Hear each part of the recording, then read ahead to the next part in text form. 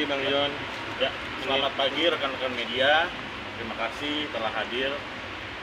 Hari ini saya selaku lawyer Haji Ahmad, selaku kuasa hukum dari Bapak Happy Kurniadi alias John LBF dan juga Bapak Parlemen Sabar Lumban Tobing, hari ini ingin menyampaikan perkembangan kabar dari laporan kami yang kami telah laporkan pada tanggal 12 Juni 2023 mengenai pasal 32 Undang-Undang ITE dan juga perlindungan data pribadi, pasal 67 Undang-Undang 27 tahun 2022, di mana kami telah mendapatkan surat bahwa tanggal 18 Oktober kami telah mendapatkan bahwa adanya pemberitahuan penetapan tersangka kepada Arif Edison yang saat ini pada tanggal 30 kemarin ya, hari Senin telah ditangkap dan hari ini sudah ditahan. Adapun penangkapannya juga sudah sesuai dengan KUHP dan sekarang telah ditahan, seperti itu. Ya Bang John, mungkin gimana Bang John akhirnya tertangkap nih? Mungkin saya kasih kesempatan ke Pak Sabar sebagai pelapor untuk yang ini karena jadi perlu saya pertegas, saudara Arif Edison ini ditangkap dan sudah ditahan untuk laporan yang dilaporkan oleh Pak Sabar. Ya, kalau yang laporan saya masih dalam proses ya, dia tapi sudah tersangka. Silakan Pak Sabar. Oke, selamat siang rekan-rekan media. Saya bersyukur secara pribadi mengucapkan terima kasih juga kepada pihak kepolisian yang sudah bekerja dengan tegak lurus ya terkait dengan laporan yang saya buat di Polda Metro ya, di mana Arif Edison sudah ditangkap ya, sekali lagi sudah ditangkap, bukan menyerahkan diri tapi ditangkap dan sudah ditahan ya. Saya mengucapkan terima kasih juga untuk Pak Maci dan juga Bang John LBF yang kita fokus bahwa memang ini menjadi pelajaran yang berharga untuk yang lain ya, untuk berhati-hati dalam menyampaikan informasi apalagi yang bukan haknya ya, yang bukan haknya membuka data, menyebar data, informasi pribadi. Dan secara pribadi saya sangat keberatan dengan dibukanya data informasi pribadi saya ke pihak yang publik. Seperti itu. Sejauh ini sudah bertemu dengan beliau belum Bang? Karena sejauh ini belum ya. Maksud dan tujuannya dia membuka data tersebut? Saya belum tahu. Belum. Bang John, ada merasa puas akhirnya ditahanin juga gimana nih Bang John? Ya, Assalamualaikum warahmatullahi wabarakatuh. Saya John LBF sangat mengucap syukur kepada Allah Subhanahu wa Ta'ala, kebenaran ditunjukkan ya, yang seperti yang disampaikan tadi oleh Bapak Maci Ahmad selaku kuasa hukum kami dan Pak Sabar selaku pelapor atas Arif Edison yang alhamdulillah akhirnya sudah ditangkap dan ditahan. Jadi artinya kalau ditangkap kan dia dijemput ya, kemudian statusnya sudah menjadi tahanan ya, artinya udah pakai baju oranye gitu kan ya. Ini untuk apa sih teman-teman, kok Pak Sabar, John LBF mau sih repot-repot memperkarakan ini ya? Terus terang proses hukum ini juga banyak menyita waktu, pikiran ya. Akan tetapi perlu saya pertegas sekali lagi teman-teman, Indonesia adalah negara hukum ya, institusi yang berwenang untuk melakukan penegakan hukum, melindungi hak-hak warga negaranya adalah institusi Kepolisian Republik Indonesia. Kita pun dilarang keras untuk main hakim sendiri. Oleh sebab itu, saya dan Pak Sabar mempercayakan penuh, sangat percaya dengan yang namanya institusi Kepolisian Republik Indonesia. Ya, dan terbukti laporan kami tidak nol besar seperti yang disampaikan Arif Edison di awal-awal. John LBF mah laporannya nol besar, Pak Sabar laporannya nol besar. Tidak ada nol besar. Kepolisian Republik Indonesia tegak lurus. Kalau Anda bersalah, ditemukan peristiwa pidananya, percayalah masyarakat Indonesia, Anda akan mendapatkan keadilan. Saya sampaikan ini. Ya. Jadi Arif Edison ini ditangkap dan ditahan atas dugaan pasal 32 Undang-Undang ITE, ya, di mana yang bersangkutan ini tanpa hak mentransmisikan data-data pribadi Pak Sabar dan saya ke area publik. Jadi data-data private dipublish ke area publik, itu jadi konsumsi publik, gitu ya teman-teman. Kalau yang saya dapat informasi dari Pak Maci selaku kuasa hukum saya, ini ancamannya tidak main-main teman-teman. Ancaman penjaranya ini maksimal 10 tahun penjara, gitu ya teman-teman. Ini sangat penting, bisa menjadi lagi catatan sejarah untuk pembelajaran ke publik, ke masyarakat, khususnya generasi milenial yang sekarang lagi heboh-hebohnya media sosial, ada TikTok, ada Instagram dan lain-lain, ya. Ini akan nanti pemberitaan ini tolong disebarluaskan untuk masyarakat Indonesia sehingga banyak publik yang teredukasi. Oh, ternyata ini benar-benar dilarang loh.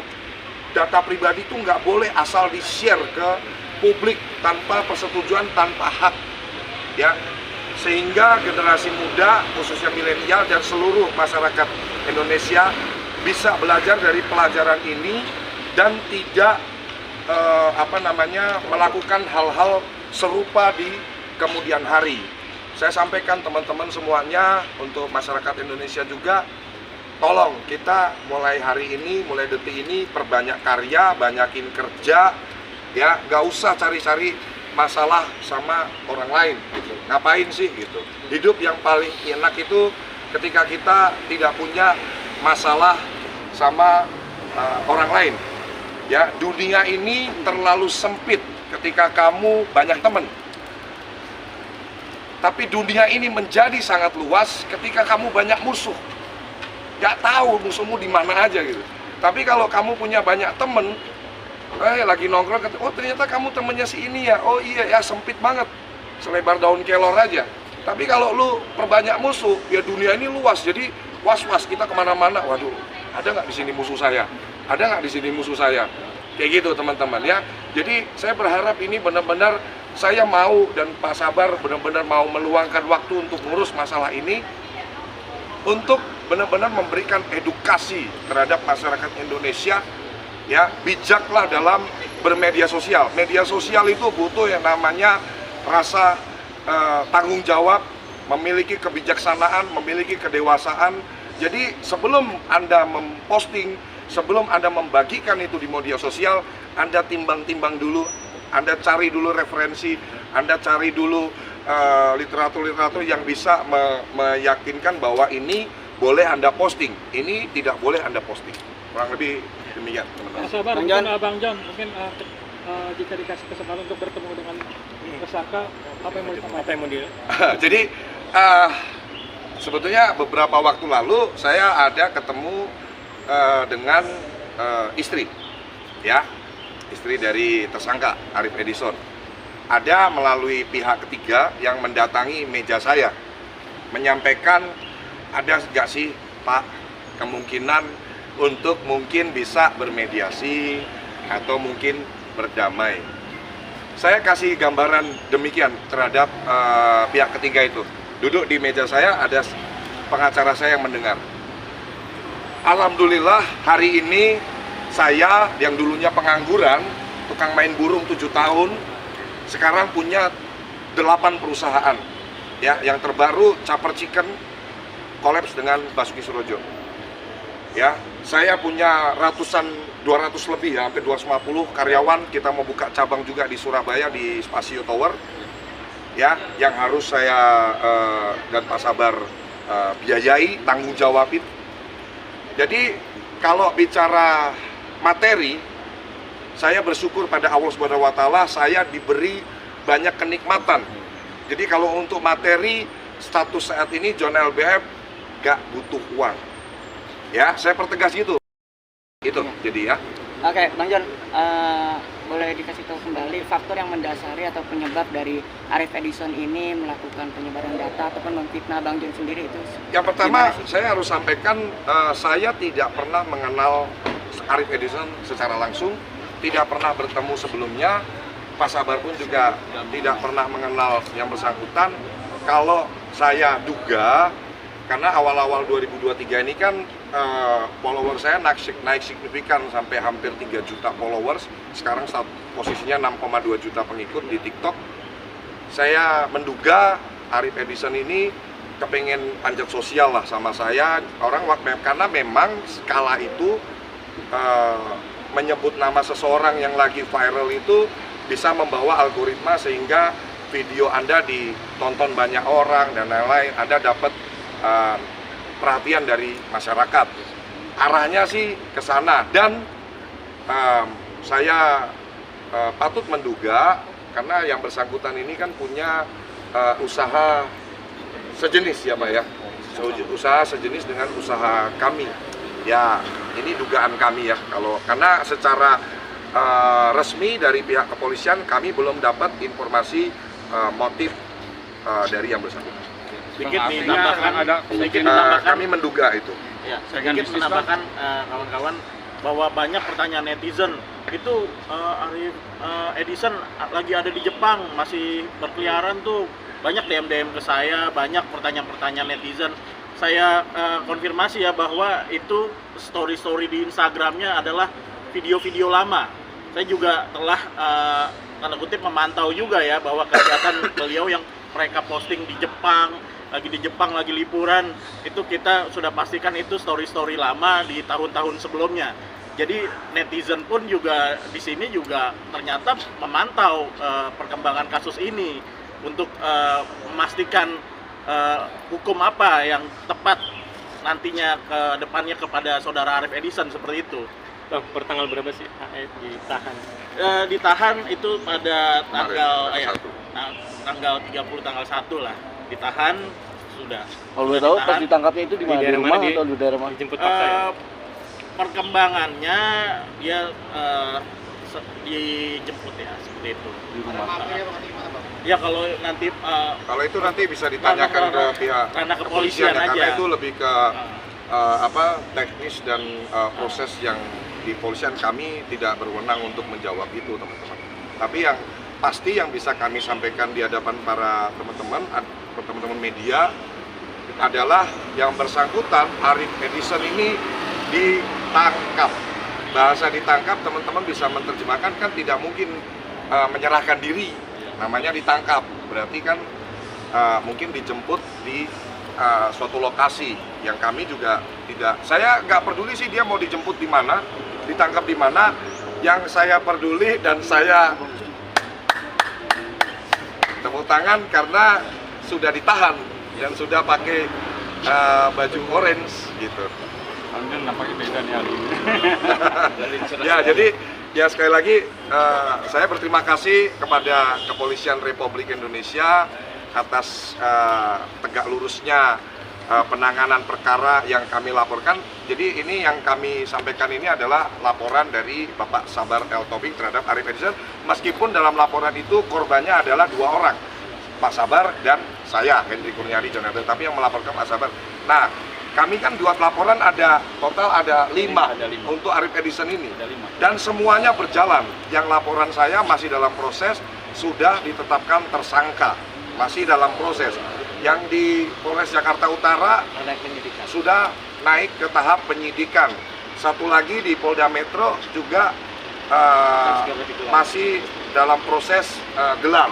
Ya, jadi tidak ada yang mandek, tidak ada yang stagnan, semuanya berjalan dan saya pastikan tidak ada satupun laporan yang akan saya cabut untuk Arif Edison. Bang, dari 5 laporan itu 1 doang. Satu nama. Ya, 1 orang. Yang dilaporkan ya? 1 orang. Makanya kan saya bilang, jangan suka cari masalah sama orang. Karena kamu tidak tahu siapa yang kamu cari masalah itu. Nyari teman lebih baik, silaturahmi dibanyakin itu lebih indah. Ya, karena di agama saya silaturahmi insya Allah membuka jalan rezeki dan insya Allah memperpanjang usia. Jadi niatkanlah terus memperbanyak teman, memperbanyak silaturahmi. Jangan usik orang, jangan senggol orang, jangan ganggu orang. Nah inilah contohnya kejadian. Dia salah pilih lawan, ya, yang disenggol Pak Sabar sama John LBM. Ya sudah, kamu sekarang akibat dari menyenggol Sabar Tobing dan John LBF berakibat kamu hari ini tidurnya nggak di kamar yang bagus lagi, di atas spring bed, tidurnya di balik jeruji Hotel Prodeo yang ancamannya adalah 10 tahun. Bahkan sudah tegas karena kami yang melaporkan, Pak Sabar melaporkan, saya melaporkan, klarifikasi statement saya tidak pernah berubah sampai kapanpun, tidak akan kami berdamai atau mencabut laporan. Jadi urungkan niatnya, nanti sampai di pengadilan ketok palu hakim memvonis berapa tahun penjara gitu. Bang, dari 5 laporan itu pidana semua bang atau ada perdatanya bang? Hah? Berapa tahun kalau jumlah? Nggak tahu pengacara nih. Ya bisa belasan puluhan lah. Hampir 20 ya kalau di total semua ya, 20 tahun lah hampir. Ancamannya ya teman-teman, kembali lagi kan nanti yang berwenang kan ada pihak-pihak lain, ada dari pihak kejaksaan, pengadilan, ya. Hari ini agendanya adalah karena banyak banget yang ke DM saya, komen di saya, Bang itu gimana Arif Edison tersangka kok belum ditahan, bla bla bla gitu kan. Nah ini bagian dari proses untuk memberikan informasi ke publik supaya publik tidak bertanya-tanya lagi, sekaligus paketnya adalah memberikan edukasi. Hati-hati gunakan handphonemu. Kalau dulu mulutmu harimaumu, kalau sekarang jarimu harimaumu. Hati-hati teman-teman. Ya, ini nggak main-main. Dan untuk kalian semua, kita semua termasuk saya yang lagi ada di luar menghirup udara bebas, bisa bertemu keluarga kita setiap hari, bisa beraktivitas. Tolong imagine, bayangkan di dalam penjara itu tempat yang paling tidak enak, tempat yang paling hina, ya. Orang kalau sudah masuk penjara itu benar-benar apa ya? Benar-benar menyedihkan. Mohon maaf ya teman-teman. Makanya jangan sampai amit-amit kita jangan sampai menyentuh tempat itu. Caranya bagaimana? Jangan berbuat kriminal, jangan melakukan tindakan pidana, jangan cari musuh, jangan cari masalah sama orang. Pesan saya itu, ya. Bersyukurlah buat kalian semua yang hari ini kita bisa menghirup udara bebas, berada di luar, silaturahmi sama siapapun, ketemu keluarga siapapun. Gitu. Bang, terakhir Bang, apakah ini salah satu pembuktian bahwa usaha Abang katanya untuk pencucian uang atau apalah, bahwa inilah pembuktiannya Bang, akhirnya ditangkap? Ya kalau untuk itu kan sudah terbukti ya, dihenti lidik. Jadi beberapa waktu lalu kalau nggak salah bulan apa ya, Juli ya. Ya dia melaporkan melalui Adi Dharma kan, menuduh saya dan Pak Sabar ini menipu, menggelapkan dan money laundry kan, cuci uang.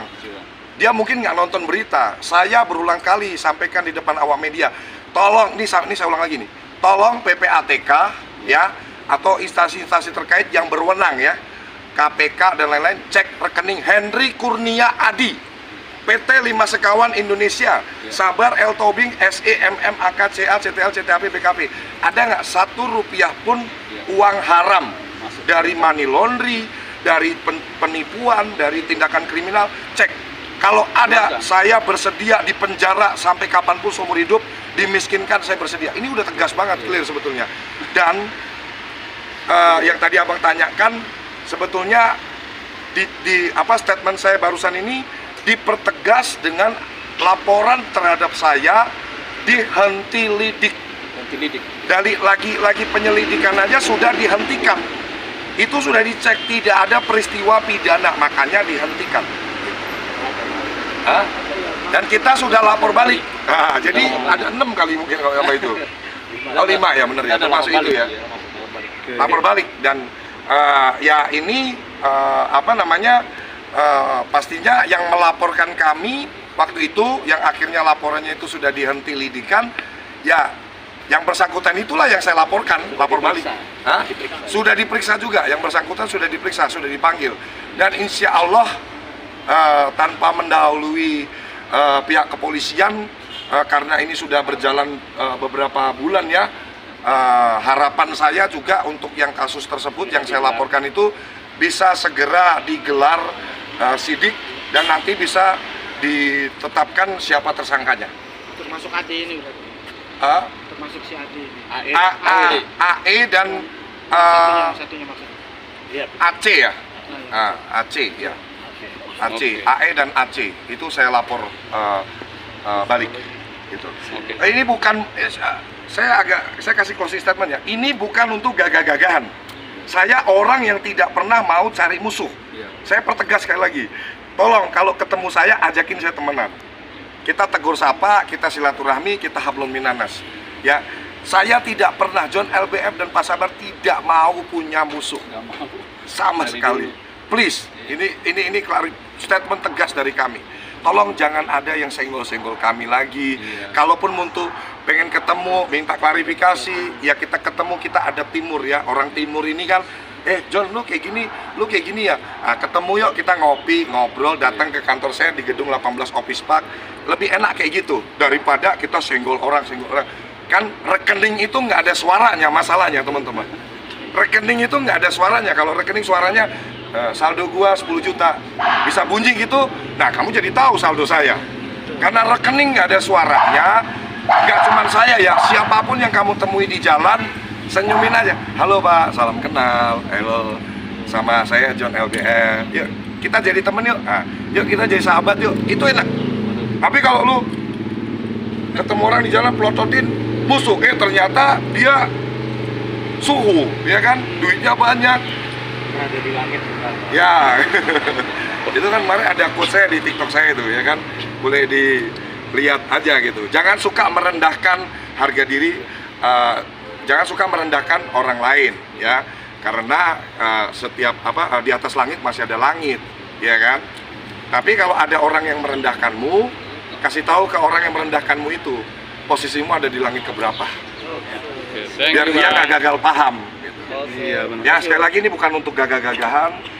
Dengan tidak mengurangi rasa hormat saya, dengan penuh kerendahan hati, saya harus sampaikan ke masyarakat Indonesia, bukan untuk gaya-gayaan, bukan untuk gagah-gagahan, bukan untuk arogansi-arogansian, bukan.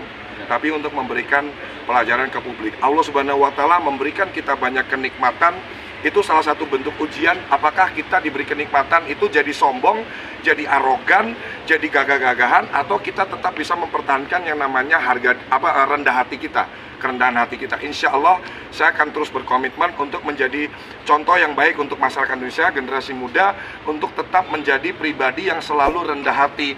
Harta kita boleh bertambah, tapi karakter kita jangan pernah berubah. Tetaplah jadi pribadi yang selalu santun dan rendah hati terhadap siapapun. Terima kasih. Mantap.